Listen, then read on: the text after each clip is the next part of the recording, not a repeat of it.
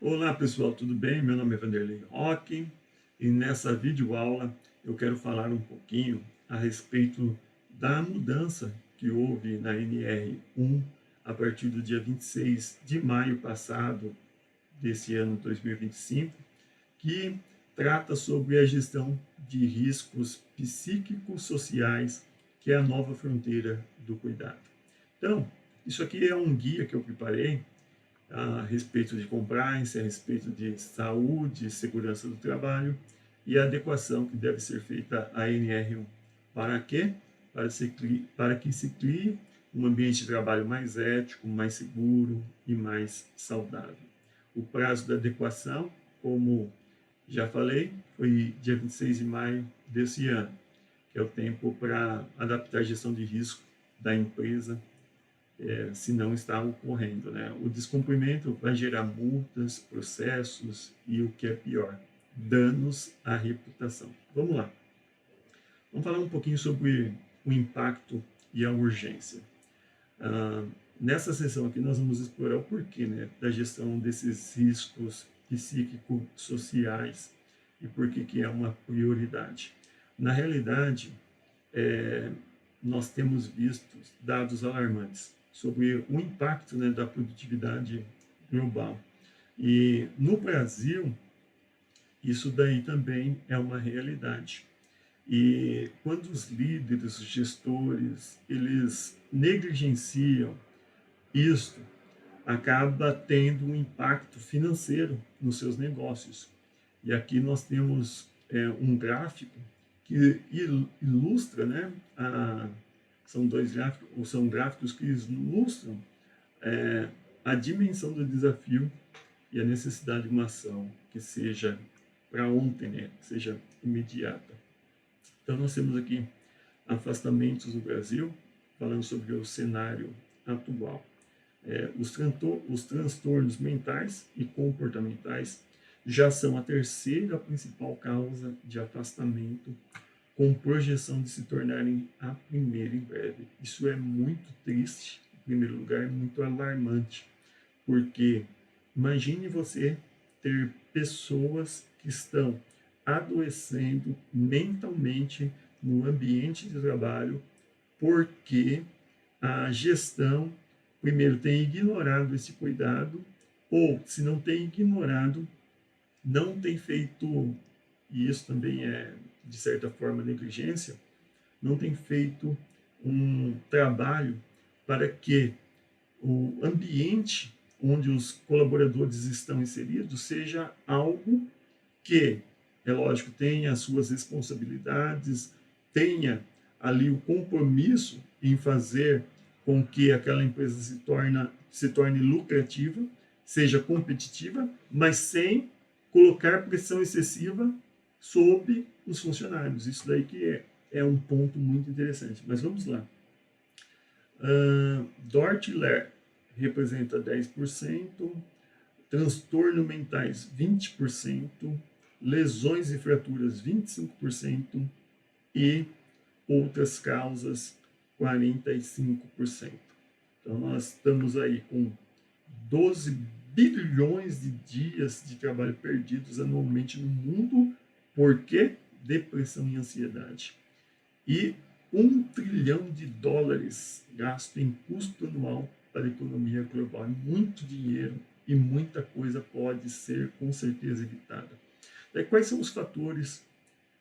Quais são os fatores de riscos psíquicos sociais? Primeiro, nessa sessão aqui interativa, nós vamos mostrar como você pode explorar os principais fatores que podem impactar negativamente a saúde mental e o bem-estar no trabalho. Esses são os Qs que a sua organização precisa identificar e gerenciar. Daí a gente vai aqui, ó, assédio. O assédio, o que é o assédio? Inclui assédio moral e sexual, que cria um ambiente de trabalho intimidatório e hostil.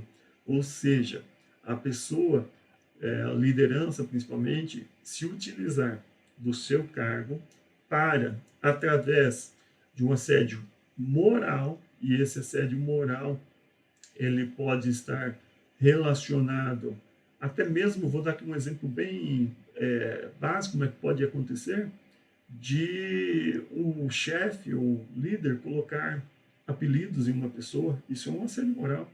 Um apelido que talvez a pessoa não goste, seja algo que ela causa determinada situação assim que intimidatória, que ela não quer ser chamada por aquele apelido, e de repente um líder, por se achar que é líder e no direito de fazer isso, e acaba colocando apelidos na pessoa. Isso é um exemplo básico, mas tem um outro exemplo aqui que é o sexual. A pessoa, por achar que, por achar não, por ser o líder, o gestor daquela pessoa, a acreditar que ele pode e tem direito a tudo, e até mesmo às vezes querer forçar um relacionamento com a pessoa. Falta de clareza de papel. O que é isso? Incerteza sobre responsabilidades, expectativas, que gera insegurança e conflito. Ou seja, é super importante que os liderados eles saibam exatamente quais são as suas responsabilidades e quais também podem ser as expectativas que eles irão ou não ter isso realizado. Outro ponto que a gente vê é a injustiça organizacional.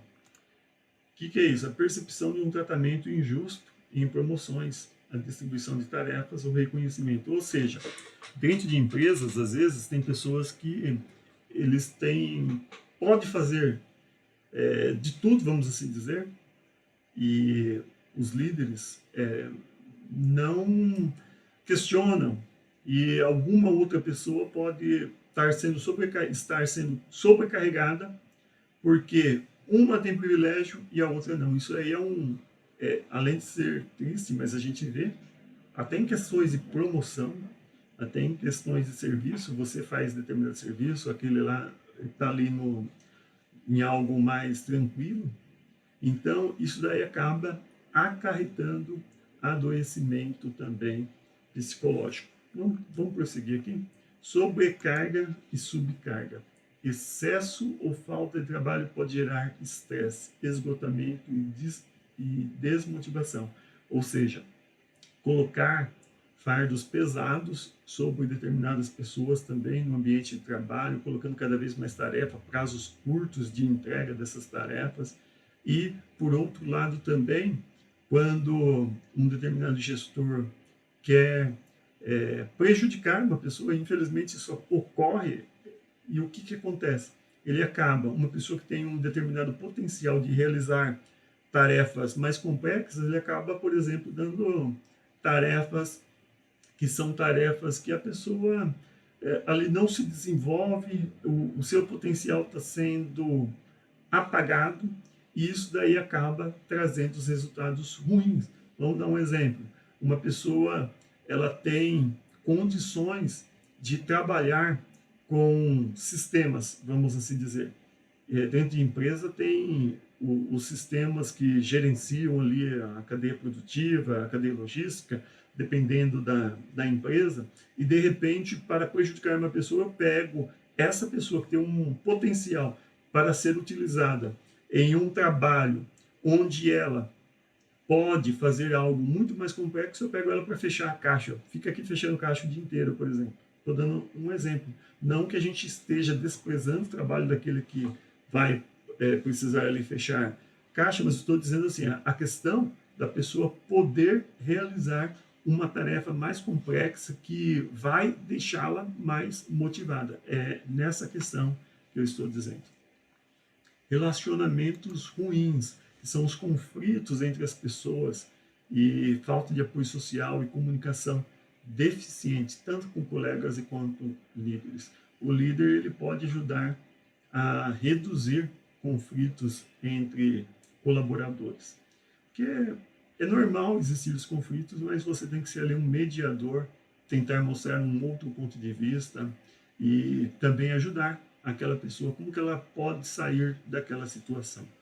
Baixo reconhecimento, que é a falta de valorização e recompensa, pode ser financeiras ou não, tanto por esforços e resultados entregues. Vamos para outro ponto, baixa autonomia, pouco controle sobre as próprias tarefas e como realizá-las, isso limitando a iniciativa. Outro ponto, falta de suporte, a ausência do apoio da liderança para lidar com as demandas, né, do trabalho, tanto da liderança quanto dos colegas. Às vezes existem situações que uma pessoa não está dando conta de realizar uma determinada tarefa e tanto o seu superior quanto os colegas estão ali zombando da pessoa ao invés de ir lá e ajudá-la. Isso também acaba trazendo transtornos. Trabalho isolado, trabalho remoto, em condições de difícil comunicação sem devido suporte para a integração e bem-estar social. Trabalho remoto, muitos gostam, outros não, tem os prós e os contras, mas nesse caso aqui, é a pessoa, além de ele estar remoto, ele não ter suporte para realizar as suas tarefas, o que pode, posteriormente, não só a questão do adoecimento, e essa questão de adoecimento, estresse, ansiedade, a pessoa fica preocupada, né, de perder o emprego, de ser substituído, então isso acaba gerando adoecimento. Então, processo de gestão e a prevenção. Primeiro, tem que gerenciar esses riscos psíquico-sociais e através de um processo estruturado. E aqui, nesse material, nós vamos detalhar um pouquinho como fazer, e através das diretrizes, tanto da NR1 quanto da 17, que fala sobre ergonomia, e uma das coisas que envolve ergonomia é o clima organizacional, é a forma como as pessoas também têm a sua saúde mental contemplada. Então vamos lá. Primeiro, preparação. Verificar a necessidade de ajuda especializada, ou seja, buscar auxílio profissional se a empresa não tiver experiência a respeito do tema. E envolver todas as partes. Primeiro, a equipe de SST, Saúde e Segurança do Trabalho, gerência, liderança, todos os trabalhadores podem contribuir.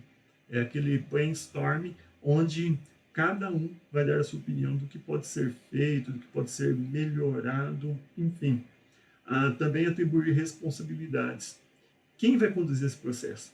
Isso tem que ser, com toda certeza, ser definido, né?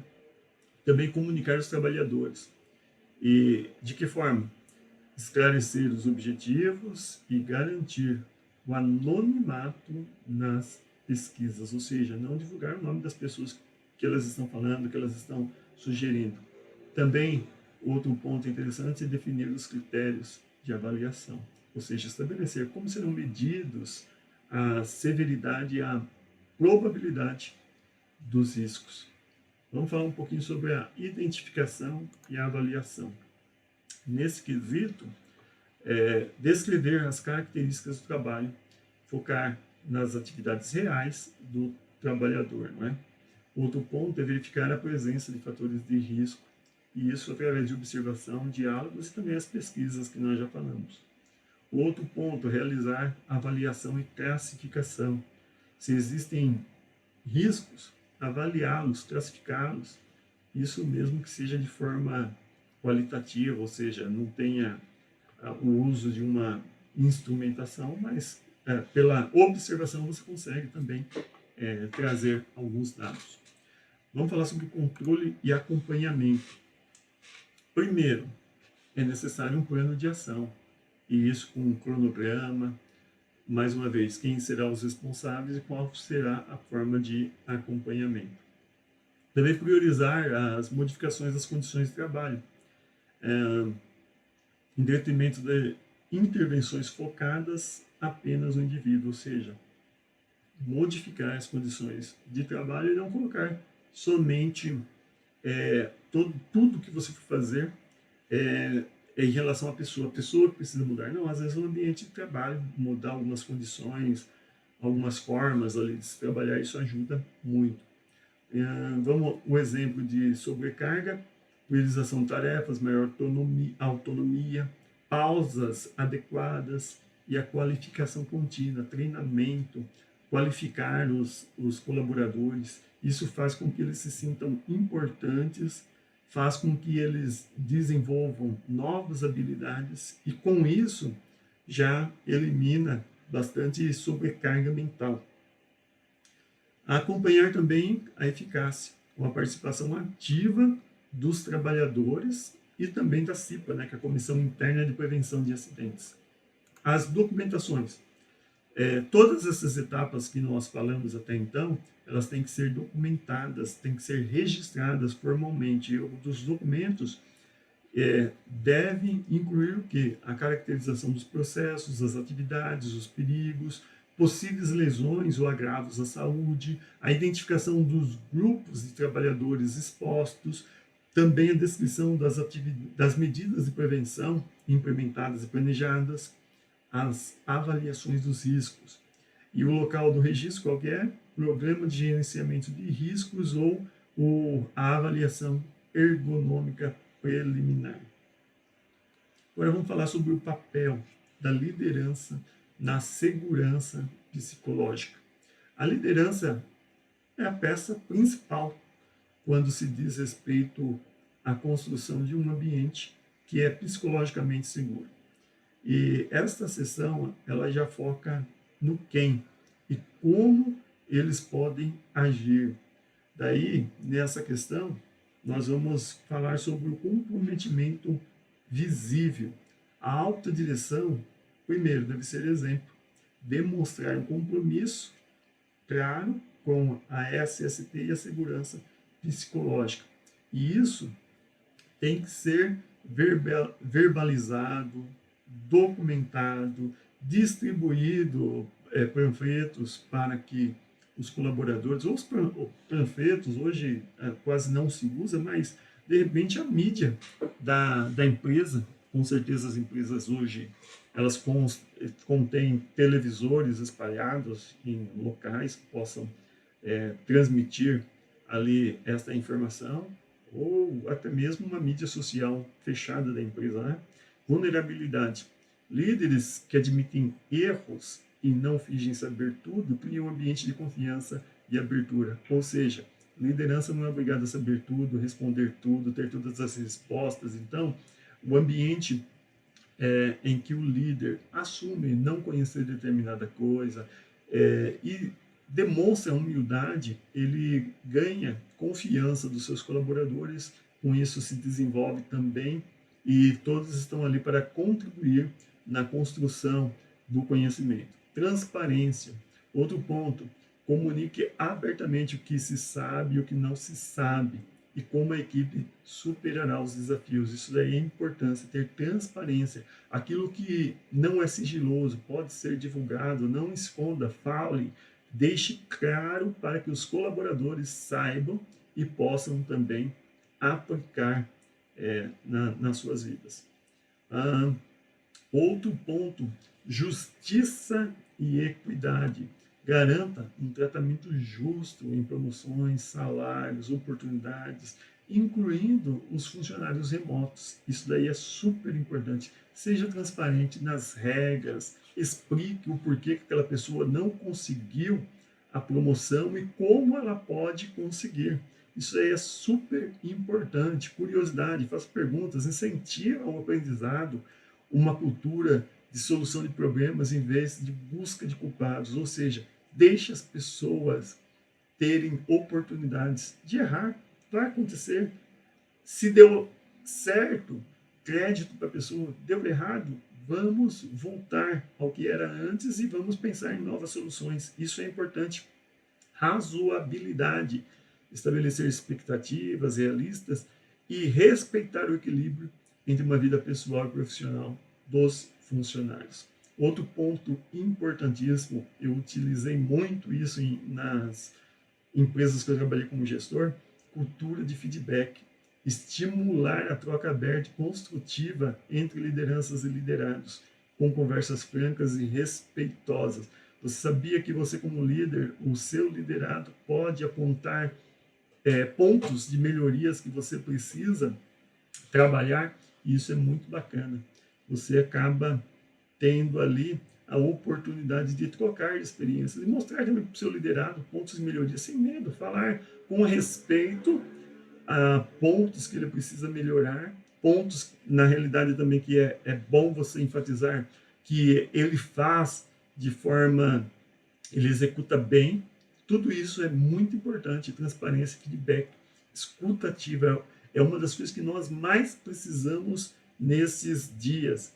Prestar atenção genuína, prestar atenção no que a pessoa está falando, sem trazer viés, demonstre um interesse real pelas pessoas, ou seja, a pessoa está falando algo para você, nada de ficar no celular digitando enquanto a pessoa está falando. Isso demonstra que você não está nem aí para o que ela está lhe falando naquela ocasião.